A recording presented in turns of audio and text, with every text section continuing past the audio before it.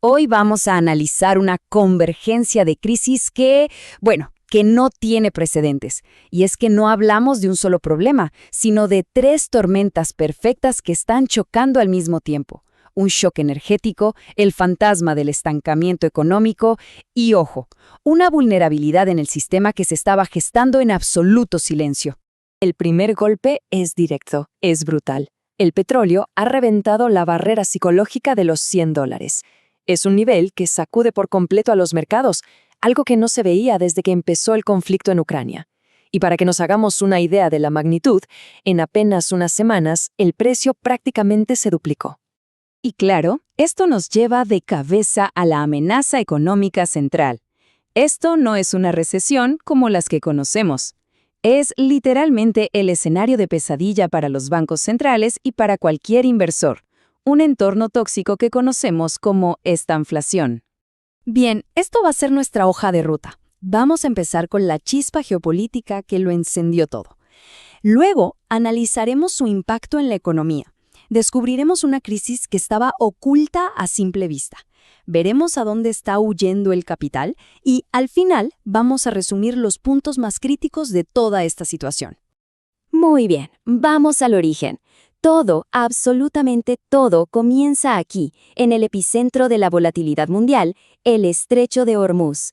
Imaginen por un momento una arteria vital, una por la que pasa nada más y nada menos que una quinta parte de la sangre del comercio mundial, el petróleo. Pues bien, esa arteria es este estrecho. Su cierre, debido al conflicto, no es un problemita regional, es un punto de falla único con consecuencias globales inmediatas. El tráfico de barcos petroleros está sencillamente paralizado. Y aquí es donde empieza a caer la primera ficha del dominó. El bloqueo de Hormuz tuvo un efecto inmediato y, la verdad, bastante violento en los mercados energéticos de todo el mundo. Pero fíjense en esto, porque lo que es realmente increíble aquí es la velocidad del aumento. El precio saltó de unos $80 a picos de casi $120 en cuestión de días. Luego se estabilizó un poco, pero por encima de los 100. Un movimiento tan brusco en tan poco tiempo es, precisamente, lo que ha sacudido los cimientos de todo el sistema. Y, por supuesto, la reacción global no se hizo esperar. Las economías más grandes del mundo están básicamente apretando el botón de pánico. Están pensando en usar sus reservas de emergencia, lo que es una señal clarísima de la gravedad de la crisis de oferta que estamos enfrentando. Pero ojo, porque este golpe en el mercado energético no se queda solo ahí, ni de cerca. Su onda expansiva está activando lo que para muchos es la peor pesadilla de la economía global. A ver, ¿qué es exactamente esta famosa estanflación? Pues imaginen la peor combinación posible. La economía no crece o incluso se contrae, y al mismo tiempo el costo de la vida se dispara. Es literalmente lo peor de ambos mundos. Y aquí es donde los bancos centrales se encuentran en una trampa, pero una trampa de verdad. En una recesión normal es fácil, bajan las tasas de interés para que la economía se mueva. Pero aquí, si hacen eso, disparan la inflación. Y si suben las tasas para controlar la inflación, corren el riesgo de ahogar el poco crecimiento que queda. Están sencillamente atados de manos.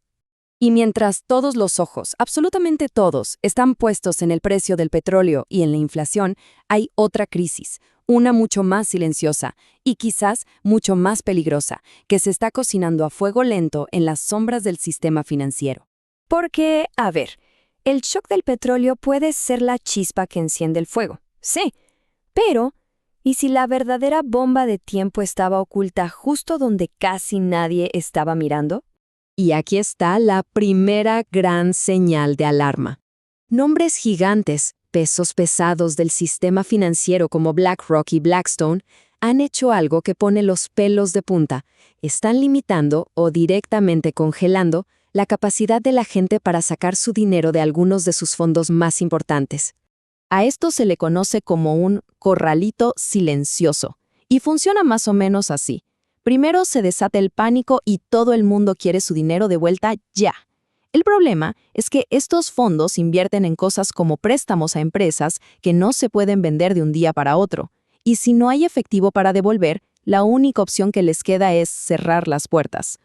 Este gráfico lo deja clarísimo. Fíjense, un fondo de BlackRock recibió solicitudes para retirar un 9.3% de su valor. ¿El problema? Su límite es del 5% por trimestre. La matemática es simple. Casi la mitad de la gente que pidió su dinero, pues sencillamente no lo recibió.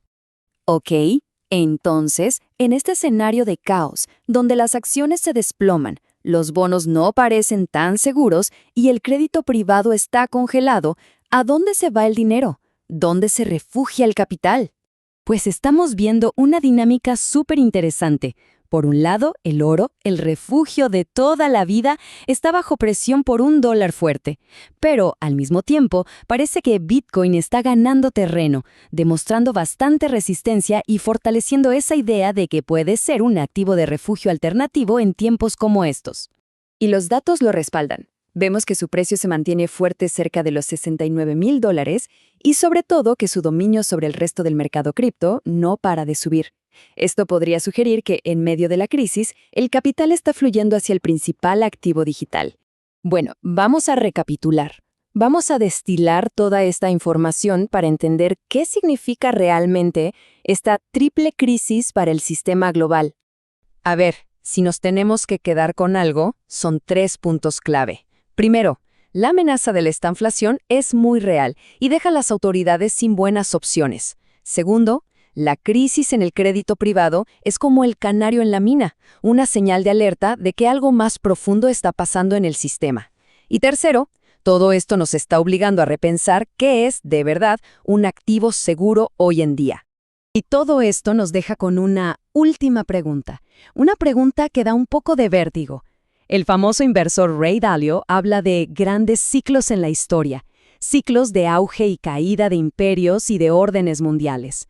Al ver esta mezcla de conflicto, de tensión monetaria y de deudas que no paran de crecer, la pregunta que queda en el aire es, ¿en qué fase de ese gran ciclo nos encontramos realmente?